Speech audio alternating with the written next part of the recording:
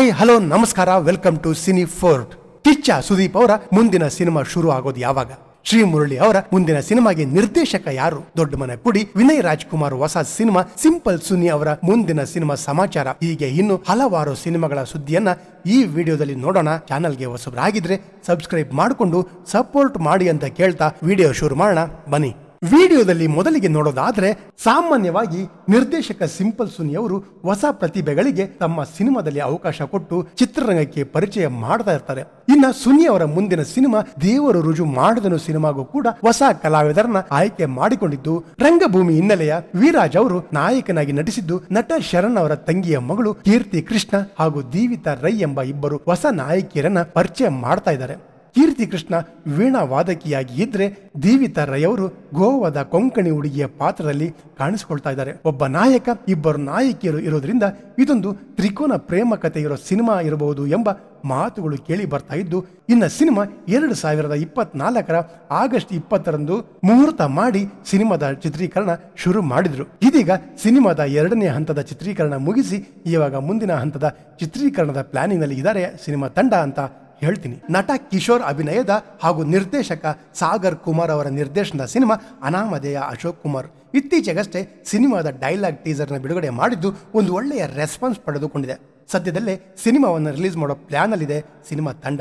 ಇನ್ನ ನಟ ನವೀನ್ ಶಂಕರ್, ಅಪೂರ್ವ ಭರದ್ವಾಜ್, ಸೋನು ಗೌಡ ಹಾಗೂ ಕುಲದೀಪ್ ಕಾರ್ಯಪ್ಪ ಬರೆದು ನಿರ್ದೇಶನ ಮಾಡಿರೋ ಸಿನಿಮಾ ನೋಡಿದವರು ಏನಂತಾರೆ.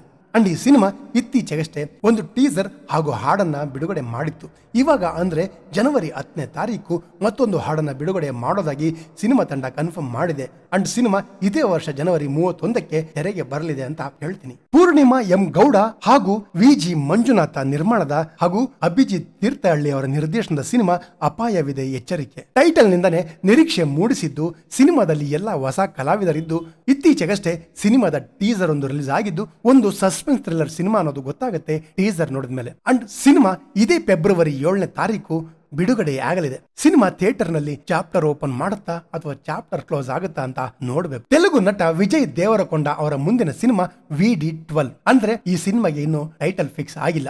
ಜರ್ಸಿ ಸಿನಿಮಾಗೆ ನಿರ್ದೇಶನ ಮಾಡಿದ ನಿರ್ದೇಶಕ ಗೌತಮ್ ತಿನ್ನೂರು ಆಕ್ಷನ್ ಕಟ್ ಹೇಳಿದ್ದು ಈ ಸಿನಿಮಾ ಮೇಲೆ ನಿರೀಕ್ಷೆ ಮೂಡಿದೆ. ಅಂಡ್ ಸಿನಿಮಾ 2 ಭಾಗಗಳಾಗಿ ತೆರೆಗೆ ಬರಲಿದ್ದು, ಸಿನಿಮಾದಲ್ಲಿ ವಿಜಯ್ ದೇವರಕೊಂಡ ಪೊಲೀಸ್ ಪಾತ್ರದಲ್ಲಿ ಕಾಣಿಸಿಕೊಂಡಿದ್ದು, ಇದೇ ಮಾರ್ಚ್ 28 ಸಿನಿಮಾದ ಮೊದಲ ಭಾಗ ತೆರೆಗೆ ಬರೋದಾಗಿ ಕನ್ಫರ್ಮ್ ಮಾಡಿದೆ ಸಿನಿಮಾ ತಂಡ. ಅಂದಾಗೆ ಸತತ ಸೋಲುಗಳಿಂದ ಕಂಗಾಲಾಗಿರುವ ಅರ್ಜುನ್ ರೆಡ್ಡಿಗೆ ಈ ಸಿನಿಮಾ ಕಂಬ್ಯಾಕ್ ಮಾಡುತ್ತಾ ಕಾದು ನೋಡಬೇಕು. ಇನ್ನ ರಾಮ್ ಚರಣ್ ಅವರ ಮುಂದಿನ ಸಿನಿಮಾ ಗೇಮ್ ಚೇಂಜರ್. ಇದು ನಿರ್ದೇಶಕ ಶಂಕರ್ ಅವರ ನಿರ್ದೇಶನದ ಹಾಗೂ ದಿಲ್ ರಾಜು ಅವರ ನಿರ್ಮಾಣದ ಸಿನಿಮಾ. ಸಿನಿಮಾ ಶುರುವಾಗಿ ವರ್ಷಗಳೇ ಕಳೆದರೂ ಸಿನಿಮಾ ನಿರೀಕ್ಷೆ ಮಟ್ಟ ಮಾತ್ರ ಕಡಿಮೆ ಇತ್ತು. ಇತ್ತೀಚೆಗೆ ಟ್ರೈಲರ್ ರಿಲೀಸ್ ಆದ್ಮೇಲೆ ಸಿನಿಮಾ ಮೇಲೆ ನಿರೀಕ್ಷೆ ಜಾಸ್ತಿ ಆಗಿದ್ದು, ಒಂದು ಕಡೆ ಆದ್ರೆ ಸಿನಿಮಾವನ್ನ ಹಲವು ರಾಜ್ಯಗಳಲ್ಲಿ ಬ್ಯಾನ್ ಮಾಡೋದಾಗಿ ಸೋಷಿಯಲ್ ಮೀಡಿಯಾದಲ್ಲಿ ತುಂಬಾ ಚರ್ಚೆ ನಡೀತಿದೆ. ಕಾರಣಗಳು ಮಾತ್ರ ಸರಿ ಕಾಣ್ತಿಲ್ಲ. ಸಿನಿಮಾವನ್ನು ಜಸ್ಟ್ ಮನರಂಜನೆಯಾಗಿ ನೋಡಿದ್ರೆ ಚೆನ್ನಾಗಿರುತ್ತೆ ಅಂತ ಹೇಳ್ತೀನಿ.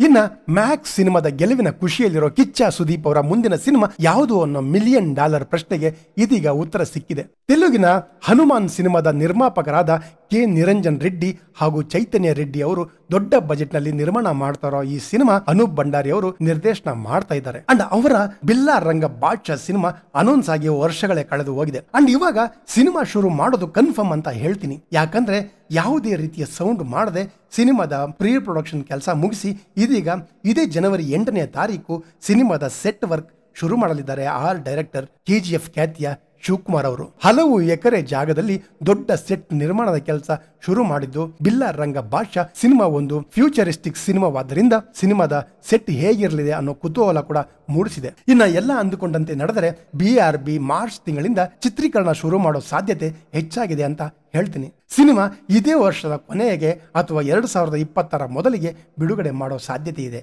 ಬಗೀರ ಸಿನಿಮಾದ ನಂತರ ನಟ ಶ್ರೀಮುರಳಿ ಅವರ ಮುಂದಿನ ಸಿನಿಮಾ ಯಾವುದು ಅನ್ನೋ ಹಲವಾರು ಚರ್ಚೆಗಳು ನಡೀತಾ ಇದ್ದು, ಇತ್ತೀಚೆಗಷ್ಟೇ ನಮ್ಮ ಚಾನೆಲ್ ನಲ್ಲಿ ಈ ಹಿಂದಿನ ವಿಡಿಯೋದಲ್ಲಿ ಹೇಳಿದ್ವಿ ಕೂಡ. ಅದರ ಮುಂದುವರೆದ ಭಾಗವಾಗಿ ಇಲ್ಲಿ ಶ್ರೀಮುರಳಿ ಮತ್ತು ಪೀಪಲ್ ಮೀಡಿಯಾ ಫ್ಯಾಕ್ಟರಿ ಒಂದಾಗಿರೋದು ಎಲ್ಲರಿಗೂ ಗೊತ್ತಿರೋ ವಿಷಯನೇ. ಆದ್ರೆ ಆ ಸಿನಿಮಾಗೆ ನಿರ್ದೇಶನ ಯಾರು ಮಾಡ್ತಾರೆ ಅನ್ನೋ ಪ್ರಶ್ನೆಗೆ ಇತ್ತೀಚೆಗೆ ನಟಿ ಮೇಘ್ನಾ ರಾಜ್ ಅವರ ಕಂಬ್ಯಾಕ್ ಸಿನಿಮಾವಾಗಿ ಒಂದು ಒಳ್ಳೆಯ ರೆಸ್ಪಾನ್ಸ್ ಸಿಕ್ಕಂತ ಸಿನಿಮಾ ತತ್ಸಮ ತದ್ಭವ. ಅಂಡ್ ಈ ಸಿನಿಮಾದ ನಿರ್ದೇಶಕರು ವಿಶಾಲ್ ಆತ್ರೇಯ.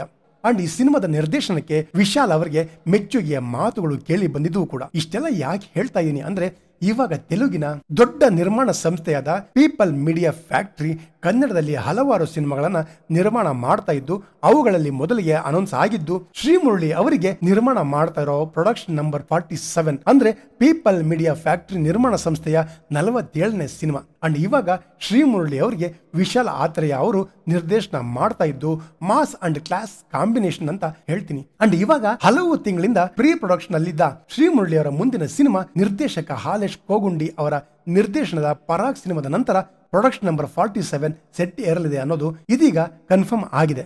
ಇನ್ನ ಸಂಗೀತ ನಿರ್ದೇಶಕ ಅರ್ಜುನ್ ಜನ್ಯ ಅವರ ಮೊದಲ ನಿರ್ದೇಶನದ ಸಿನಿಮಾ 45 ಅಂಡ್ ಈ ಸಿನಿಮಾದಲ್ಲಿ ಡಾಕ್ಟರ್ ಶಿವರಾಜ್ ಕುಮಾರ್, ಉಪೇಂದ್ರ, ರಾಜ್ಬಿ ಶೆಟ್ಟಿ ಅಂತಹ ದೊಡ್ಡ ಸ್ಟಾರ್ ನಟರು ಒಟ್ಟಿಗೆ ನಟಿಸಿದ್ದು ಸಿನಿಮಾ ಆಲ್ರೆಡಿ ಒಂದು ಒಳ್ಳೆಯ ಸೌಂಡ್ ಮಾಡ್ತಿದೆ. 45 ಸಿನಿಮಾದ ಮೇಲೆ ಒಂದಷ್ಟು ನಿರೀಕ್ಷೆ ಮೂಡಿದೆ ಕೂಡ. ಇನ್ನ 45 ಸಿನಿಮಾ ಯಾವಾಗ ರಿಲೀಸ್ ಆಗುತ್ತೆ ಅಂತ ಕಾಯ್ತಾ ಇದ್ದ ಸಿನಿ ಪ್ರೇಕ್ಷಕರಿಗೆ ಇವಾಗೊಂದು ಖುಷಿಯ ವಿಚಾರ ಬಂದಿದೆ. ಅದೇನು ಅಂತ ನೋಡೋದಾದ್ರೆ 45 ಸಿನಿಮಾ ಯಾವಾಗ ರಿಲೀಸ್ ಆಗುತ್ತೆ ಅನ್ನೋದನ್ನ ಇದೇ ಜನವರಿ 14ನೇ ತಾರೀಕು ಸಂಕ್ರಾಂತಿ ಹಬ್ಬದ ವಿಶೇಷ ದಿನದಂದು ಮೋಷನ್ ವಿಡಿಯೋ ಒಂದನ್ನ ರಿಲೀಸ್ ಮಾಡಲಿದೆ ಸಿನಿಮಾ ತಂಡ. ಇದಿಷ್ಟು ಇಂದಿನ ಹೊಸ ಸಿನಿಮಾಗಳ ಹೊಸ ಸುದ್ದಿಗಳು. ಈ ರೀತಿಯ ಹೊಸ ಸಿನಿಮಾಗಳ ಹೊಸ ಅಪ್ಡೇಟ್ಗಳಿಗಾಗಿ ಈಗಲೇ ನಮ್ಮ ಚಾನಲ್ ಅನ್ನ ಸಬ್ಸ್ಕ್ರೈಬ್ ಮಾಡಿಕೊಂಡು ಸಪೋರ್ಟ್ ಮಾಡಿ ಅಂತ ಕೇಳ್ತಾ ಮತ್ತೆ ಸಿಗೋಣ ಮುಂದಿನ ವಿಡಿಯೋದಲ್ಲಿ.